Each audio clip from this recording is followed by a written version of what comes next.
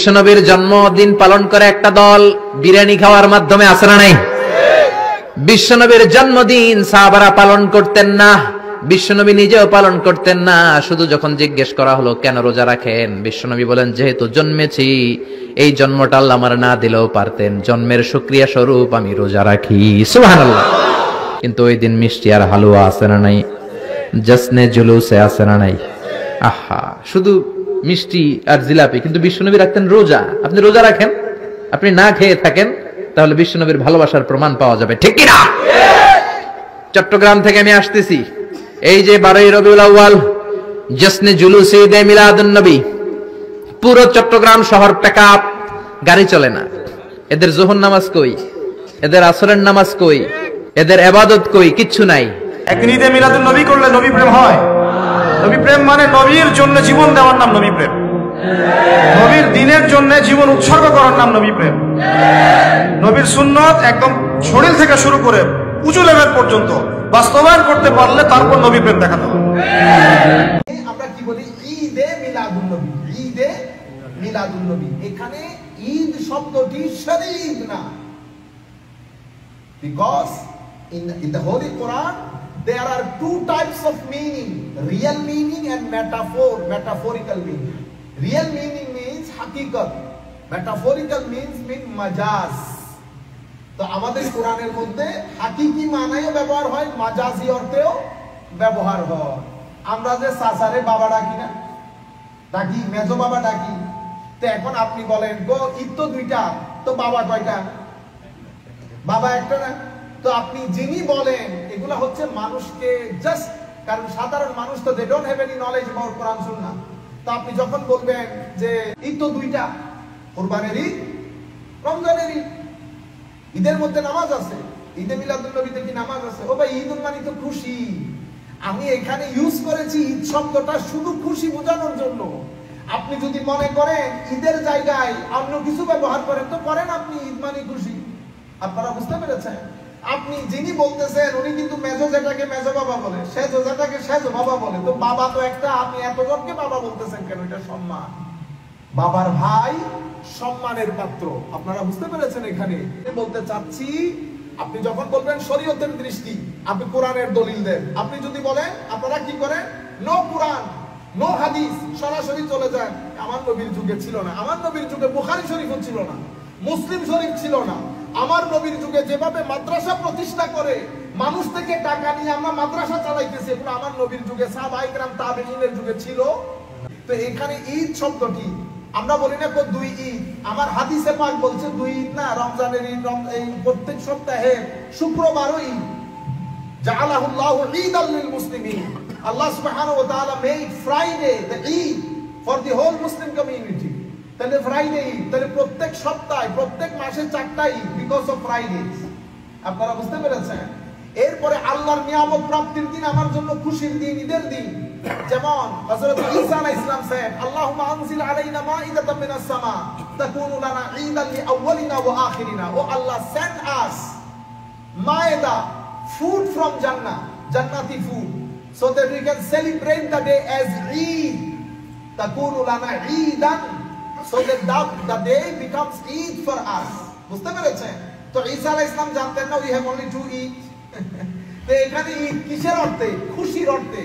এখন আপনি যদি জিজ্ঞেস করেন, আমি গতকালকেও বলেছি, ভেরি সিম্পল হচ্ছে, কেউ যখন আপনাকে আমাকে জিজ্ঞেস করবে, হুজুর could you please explain ঈদে মিলাদুন নবী according to the sharia, তো what is the way, procedure কি?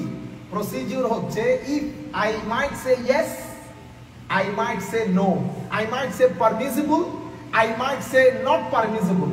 If I say permissible, first of all I have to quote some Quranic verses that it is not permissible. Then I have to quote some hadith which says that it is not permissible.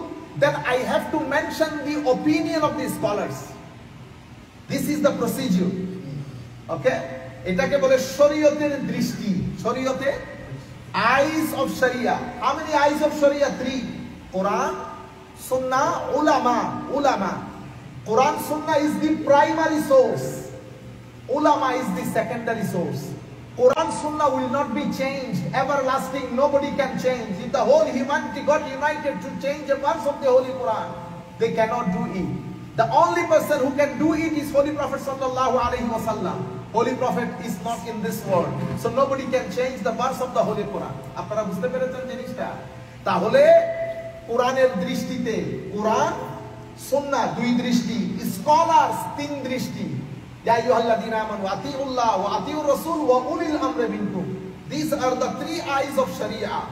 If you ask anybody whether this thing is permissible or not, Eid Miladun Nabi, Isale Sawab, or whatever, if he says that it was not in practice in the time of Holy Prophet, this is not the right answer. If you give this answer, then I have to discuss about the bid'ah, whether bid'ah is permissible or not. Bid'ah is permissible or not. এখন আমরা কি করি, twist করি মানুষকে নিয়ে, কারণ মানুষের মধ্যে তো আর আন্ডারস্ট্যান্ডিং নাই। মানুষকে নিয়ে সরাসরি বলি এটা তো আমার নবীর যুগে ছিল না, তো সাধারণ মানুষ মনে করো কথা তো ঠিক, নবীর যুগে তো ছিল না। নবীর যুগে যদি কোনো কিছু না থাকে, আপনি যে কোরআন শরীফ পড়তেছেন সেটা কি নবীর যুগে ছিল? কি মনে হয় নবীর যুগে ছিল? এই কাজ করেছেন প্রথম আবু বকর সিদ্দিক রাদিয়াল্লাহু তাআলা আনহু। বুঝতে পেরেছেন? ফারুক আযম যখন এটা অফার দিলেন, হুজুর আপনি কি করেন, কোরআন শরীফকে এক জায়গায় আনেন, তো কাইফা আফআলু শাইআন মা লাম ইয়াফআলহু রাসূলুল্লাহ সাল্লাল্লাহু আলাইহি ওয়াসাল্লাম, how can I do something which holy prophet didn't do? আমি এমন কাজ কিভাবে করি যেটা নবী করে নাই? ফারুক আযম বলতেছে ওয়াল্লাহি ওয়া খায়র, এটা অবশ্যই একটা ভালো কাজ। তখন আবু বকর সিদ্দিক বলছে আমার প্রথমে বুঝে আসে নাই, পরে বুঝে এসেছে। আল্লাহ রাব্বুল আলামিন আমার ভাই ওমরের সিনাকে যেই কারণে খুলে দিয়েছেন, সেই কারণে আমার সিনাকেও আল্লাহ খুলে দিয়েছেন। আপনারা বুঝতে পেরেছেন? তাইলে যেমন আমার নবী কখনো বলেন নাই সামি আল্লাহু লিমান হামিদা রব্বানা লাকাল হামদের পরে হামদান কাসীরান তাইয়িবান মুবারাকান ফি, এটা এক সাহাবী বলেছেন। আমার নবী নামাজ পড়ে জিজ্ঞেস করতেছে এটা কে বলেছে? সাহাবী ভয় পেয়ে গেছে, গো আই হুদা ভুল করে ফেললাম নি কোন। আমার নবী বলতেছেন তুমি রব্বানা লাকাল হামদের পরে যখন হামদান কাসীরান তাইয়িবান মুবারাকান ফি বলেছো, তো ফেরেশতারা কম্পিটিশন দিচ্ছিল কে আগে তোমার এই সওয়াব লিখবে। আপনারা চিন্তা করতে, তো এখন সাহাবীকে আমি জিজ্ঞেস করবো না যা নবী করেন নাই তা আপনি কেমনে করলেন, কোন দলিলের ভিত্তিতে করলেন? আজীব লাগে। ও ভাই শাহ ওলিউল্লাহ মুহাদ্দিস দেহলভীর মতো আলেম, আমি এই যুগের কথা বলছি না, যদি এই যুগের কথা বলি তো আমি বলছি আপনাকে ডক্টর আলী জুমার মতো আরেকজন ইমাম আমাকে দেন, আপনি ইমামুল মুহাদ্দিসিন শেখ উমর হাশেমের মতো আরেকজন আলেম দেন আমাকে, মুফতি আতিয়া সফরের মতো আলেম দেন, শেখ আব্দুল হালিম মাহমুদের মতো আলেম দেন, ডক্টর শেখ সৈয়দ সাইদ রমাদান আল বুতির মতো আলেম দেন, ইমাম সুহাইলির মতো আলেম দেন। এগুলো ফেসবুক ইউটিউবের মধ্যে নাই। ফেসবুক ইউটিউব আল্লাহ জানে কোন জাতি দখল করে নিয়েছে। আপনারা বুঝতে পেরেছেন? আমাদের পেজের মধ্যে 300 পুরাইতে বছরের পর বছর লেগে যায়, কিন্তু আরেকজনের 1 কোটি পুরাইতে 2 মিনিটও লাগে না। ইন্না লিল্লাহি ওয়া ইন্না, আল্লাহ পাক জানে কে ঢুকেছে ওই জায়গার ভিতরে। তরুণ প্রজন্ম কনফিউজ, তারা জানেও না স্কলার কে। এগুলা বলে বলে সাধারণ মানুষের মধ্যে, অথচ আমরা দুনিয়ার প্রোগ্রাম করি, আমাদের বাংলাদেশের মধ্যে বিশ্ব ইজতেমা হয় না? হয়। এখানে হয় না ইজতেমা? আমার নবী কোনদিন করেছেন এভাবে সমস্ত সাহাবায়ে কেরামকে ডেকে এক জায়গায় ইজতেমা করেছেন? আমার নবীর সাহাবায়ে কেরাম কখনো বিশ্ব ইজতেমা করেছেন? করতে পারতেন না। এখন যেই দলিলের ভিত্তিতে আপনি ঈদে মিলাদুন নবীকে নাজায়েজ বলবেন, একই দলিলের ভিত্তিতে আমি ইজতেমাকে নাজায়েজ বলতে পারবো। আপনারা বুঝতে পেরেছেন? কিন্তু আমি নাজায়েজ বলবো না। কেন? কারণ আপনাকে প্রসিজিওরের মধ্যে আসতে হবে। আমার কেন জায়েজ নাজায়েজ বলতে পারবো না? কারণ আমি কোরআন থেকে কোনো দলিল দিতে পারবো না। এটার নাজায়েজের উপর কোরআন থেকে কোনো দলিল দিতে পারবো না, হাদিস থেকে কোনো দলিল দিতে পারবো না। সেই কারণে আমি নাজায়েজ বলতে, কারণ আমি মানুষকে টুইস্ট করতে পারবো না। আমি নির্দিষ্ট একটা দেশের আইডিওলজি প্রচার করার জন্য কোরআন হাদিসের নাম দিয়ে আমি মানুষের সাথে এই কাজ করতে পারবো না, কারণ কোন দেশের টাকা আমার পকেটে ঢুকে না। আপনারা বুঝতে পেরেছেন? এই জন্য বলেছে আমার নবী ইয়াবিউদিনাহু বিআরাদিন মিনাদ দুনিয়া, সামান্য দিনদারির দুনিয়ার 2 পয়সার জন্য দিন বিক্রি করে দেবে। আপনারা বুঝতে পেরেছেন? ঈদে মিলাদুন নবী গত 800 বছর ধরে আজকের জমানা পর্যন্ত পৃথিবীর হেন কোনো দেশ নাই যেই দেশের মধ্যে ঈদে মিলাদুন নবী পালিত হয় না। Last 800 years, 8 to 900 years, throughout the Muslim world, If you go Egypt, if you go Syria, wherever you go, Eid Milad-ul-Nabi is being celebrated. Has been said till today. আপনারা বুঝতে পেরেছেন ইজিপ্টের গভর্নমেন্ট ঈদ মিলাদুন-নবী পালন করে। আমি বলতে চাচ্ছি আপনি যখন বলবেন শরীয়তের দৃষ্টি, আপনি কোরআনের দলিল দেন। আপনি যদি বলেন আপনারা কি করেন, নো কোরআন নো হাদিস, সরাসরি চলে যান। আমার নবীর যুগে ছিল না, আমার নবীর যুগে বুখারী শরীফও ছিল না, মুসলিম শরীফ ছিল না। আমার নবীর যুগে যেভাবে মাদ্রাসা প্রতিষ্ঠা করে মানুষ থেকে টাকা নিয়ে আমরা মাদ্রাসা চালাইতেছি, এগুলো আমার নবীর যুগে সাহাবায়ে কেরাম তাবেঈনের যুগে ছিল না। এই দেখেন আমার নবী সাল্লাল্লাহু আলাইহি ওয়াসাল্লামের পরে এই যে হামদান কাসিরান একটা বললাম, কোরআনে পাককে একসাথে করা দুইটা বললাম, ফারুক আযম রাদিয়াল্লাহু তাআলা আনহু তারাবির নামাজ আমার নবী এভাবে প্র্যাকটিস করেন নাই, বুঝতে পেরেছেন? কিন্তু উনি এক ইমামের পিছনে তারাবি দেখে কি বলেছেন, মাহসানুল বিদা হাজি, কত সুন্দর বিদাত হচ্ছে, কত সুন্দর বেদাত হচ্ছে। আপনারা বুঝতে পেরেছেন? এখন কেউ কি কোন সাহাবী ফারুক আযমকে জিজ্ঞেস করেছে যে আপনি এই কাজ কেমনে করলেন যেটা আমার নবী করে নাই? উসমানে গনির জামানায় আমরা এখন নামাজের মধ্যে জুমার মধ্যে আযান কয়টা দেই? তিনটা হয় না অল টুগেদার? প্রথম একটা, মাঝখানে একটা, একামত একটা, তিনটা না অল টুগেদার। যদি ধরি দুইটা, একামত ছাড়া দুইটা। কিন্তু আমার নবীর যুগে সাহাবায়ে কেরাম আবু বকর সিদ্দিক ফারুক আযমের জামানায় আযান ছিল একটা, যেভাবে আমরা নামাজের মধ্যে দেই, একটা মূল আযান আর একটা একামত। উসমানে গনির জামানায় আযান কয়টা করা হয়েছে? খুতবার আগে আরেকটা আযান করা হয়েছে। এটা আমরা প্র্যাকটিস করি না, এটা উলামায়ে কেরামের মধ্যে হিউজ ডিসএগ্রিমেন্ট। এই আযানটা আমরা কোথায় দিব, inside the mosque or outside the mosque? বুঝতে পেরেছেন?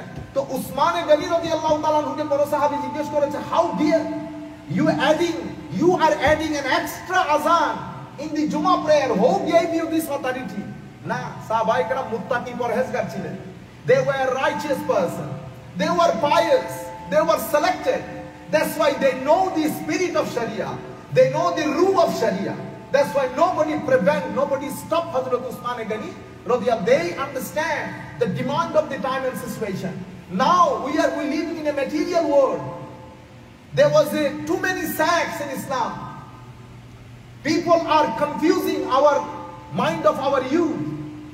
So if we would like to educate our youth, if we want to teach them love of Holy Prophet sallallahu alaihi wasallam, how important it is, if we want to protect them from the extremist group, those who hire people through means of communication, this is the right time to stop our youth, to make them understand what is extremism, what is not, what is Sahih Aqidah, what is not. There are many sects in Islam, Shia, Rafiz, Khawarij, Mu'tazila, Jabari, Qadari. I need to let them know, I need to make them understand what is the Sahih Aqidah in Islam, what is the Aqidah of our Salaf.